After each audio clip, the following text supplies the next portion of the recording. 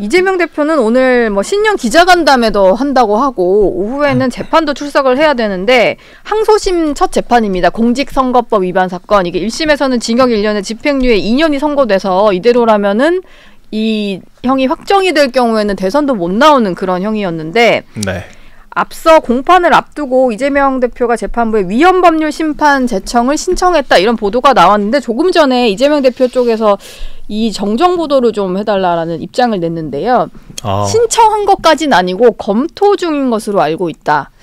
아직은 안 했다 이런 얘기긴 해요. 이게 검토 중이다 이런 건데 어쨌든 좀 검토는 한다고 하니까 이게 좀 받아들여졌을 경우에는 재판이 중단될 수 있는 뭐 그런 사안이잖아요. 맞습니다. 요새 민주당이 좀 많이 조바심이 느껴지는 것 같아요. 사실 이 건뿐만 아니라 그 여론조사 평판연구소를 또 항의 방문을 한다라고 했다가 최근에 또 전격 취소를 또 하기도 했고 예. 우리 최민희 의원이 그 과방위에서 언론사들을 대상으로 몇몇 매체와 네이버 포털까지 대표까지 불러서 청문회를 한다라고 했다가 지금 좀 약간 발을 빼는 그런 분위기가 있거든요. 여론조사 특위라는 것도 만들긴 만들었는데 위원장이 그렇게 적극적으로 활동할 의지는 없다라고 합니다. 그러니까 전반적으로 약간 자기 확신이 없는 상태에서 여러 가지 경우의 수를 놓고 따져보는 것 같아요. 결과적으로 왜 지지율 하락이 이루어지는지에 대해서 명징하게 답을 못 내리고 있기 때문이라고 생각을 하거든요. 네. 사실 저희가 봤을 땐 답이 명확한데 예. 이제 이분들은 또 지록 위마에 이 눈 가리고 아웅을 할 수밖에 없는 상태이기 때문에 우리가 이 상수인 이재명 대표의 문제를 배제하고 원인을 찾다 보니까 네. 자꾸 엉뚱한 데 좌표를 찍는다라는 생각이 기본적으로 들고요.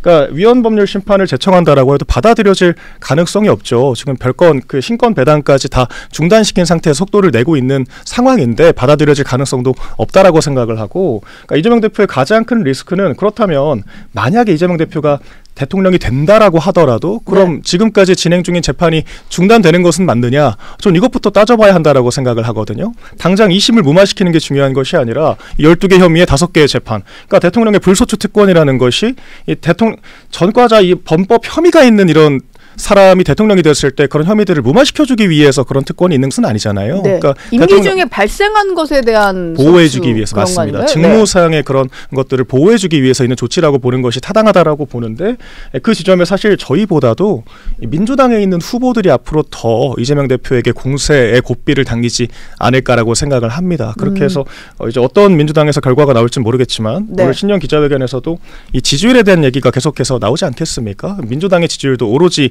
받지 못하는 대표가 민주당 지도부를 향해서 이 지지율에 대한 원인을 규명해보라고 하는 것이 과연 맞느냐 이 시점에 대해서 저희가 또 지켜볼 만할 것 같습니다. 예, 뭐 지금 검토 중인 거로 정정을 하긴 했습니다만 위헌법률 심판 제청 신청을 하지 않을 수도 있을 것 같긴 해요. 검토만 한다는 거 보니까 이게 받아들여질 가능성이 없어 보이니까 좀 이렇게 입장이 좀 바뀌는 걸까요? 그렇죠. 그리고 또 국민들 앞에 좋은 모습을 보여주는 게 아니지 않습니까? 지금 네. 이제 결국 그 여론조사나 이런 것들에 우리가 굉장히 관심을 가지는 이유는 조기 대선 국면이 열릴 수 있다라고 생각을 하기 때문에 네. 그러한 상황에서 최대한 국민들한테 뭔가 모양 빠지는 모습을 보이지 않는 것이 양당 모두에게 굉장히 중요합니다. 그런데 그런 면에서 이제 이재명 대표 쪽도 지금 이렇게 주진우 의원이 어제 아주 정확하게 딱 이게 다 사건 번호 알면 다 볼 수가 있거든요. 주진우 의원은 계속 트래킹하고 있는 것 같아요. 네. 아주 정확하게 딱 찍어버리니까 야 이거 신청했다가는 모양이 엄청 빠지고 있고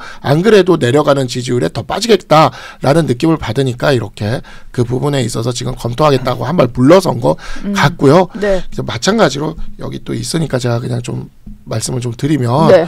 마찬가지로 뭐지요? 네. 예, 문영배 헌재소장에 대해서 권성동 원내대표가 문제 제기한 것, 그 경조사까지 들어가지고 그렇게 문제 제기하는 것, 저는 이것도 국민들 정서에 그렇게 좋을 것 같지가 않아요. 지금은 국민들한테 예. 조금 좀 이제 크게 보이는 모습으로 가져가고 특히 우리 당이 지금 지지율이 오르는 거는 아까도 말씀드렸지만 민주당이 사실상 여당이 돼버렸기 때문에 이제 우리가 야당으로서 탄압받는 느낌이니까 그에 대해서 이제 지지율이 오는 거거든요. 근데 우리가 또 이런 것들에 있어서 또 재판부를 이런 식으로 압박을 하면 이게 대통령한테도 그렇게 좋은 전략이라고 보기는 좀 어려워요. 예. 그리고 경조사까지 가져가가지고 그 경조사에 갔네 안 갔네 이러고 있으면 네. 이러면 국민들이 보기에 이 국민 정서라는 게 있어요. 네. 아무리 적장이라도 경조사는 챙겨주는 거는 그냥 하나의 예의로. 예의고 네. 그냥 이제 국민들의 그런 마음 아닙니까? 연수원 18기요. 한 300명 돼요. 300명? 300명 정도 될 겁니다. 그 기수가. 네. 그러면 그 300명 안에 들어간다 해서 다 그러면은 저도 제가 나온 그 법대도 300명이에요. 한 학년에. 네. 근데 저 법대 안에서 아는 사람 모르는 사람 섞여 있거든요. 아직도 동기들 중에서도. 예. 그러니까 이런 거 가지고 이렇게 해버리면은 재판부 괜히 자극해서 좋을 것도 없고 국민들이 보기에도 쟤네는 왜 저런 걸 가지고까지 하나? 이렇게 네. 돼버리면 우리들한테도 별로 좋을 게 없어요. 그래서 조금은 이제는 좀 대국적으로 국민들 앞에 모양 안 빠지는 그런 모습을 어차피 민주당도 지금 모양 빠지기는 만만치가 않거든요. 네. 그러니까 네가 가라 하와이 그런 게 되지 않으려면 우리는 조금 대국적으로 그리고 모양이 좀 좋게 그리고 안에서는 지지고 볶고도 밖에서는 좀 멋져 보이게 이거 진짜 좀 했으면 좋겠습니다. 예. 이거는 사실관계를 조금만 확인을 하자면 예, 말씀하신 취지는 저도 100% 공감을 하는데 사실 법률을 좀 잘 아시는 분들이 이렇게 뭔가 반박문을 낼 때 여러 사실관계 중에 특정 사실이 아닌 것 한 가지만 콕 집어서 반박을 하는 그런 기술들을 많이 펼치거든요. 이번에 헌법재판소에서도 조문을 갖다라는 주장은 사실이 아니다라고 얘기를 했는데 호영호재하는 사이가 아니란 얘기는 안 했거든요. 실제로 정성호 의원 있지 않습니까? 이재명 대표의 사실 친명 좌장이라고도 할 수 있는데 네. 그분이 2023년에 또 이런 말씀하셨어요. 그러니까 연수원 뭐 300명이라고 하셨지만 노동법 학회를 같이 했다. 문영배 헌법재판관과 그래서 사실상 정말 끈끈한 사이라고 할 수 있다. 이렇게 직접 얘기를 또 어떤 하셨거든요. 같이 했던 그럼요. 사이다. 그러니까 그 이너서클이 또 있었다라고 스스로 이야기를 또 하셨기 때문에 네. 그리고 또 그 부분도 반박을 안 했지 않습니까? 사석에서 이재명 대표의 사법재판 결과를 난 납득할 수가 없다라고 문영배 헌법재판관이 얘기했다라고 그 부분도 권성동 원내대표가 이야기를 했는데 그 부분은 또 반박을 하지 않았어요. 네. 그래서 모르겠습니다. 저는 이게 재판에서 어떤 중요한 부분인지는 모르겠지만 저희가 사실과 사실이 아닌 것들은 조금 더 구분을 할 필요가 있다라는 취지에서 말씀을 드렸습니다.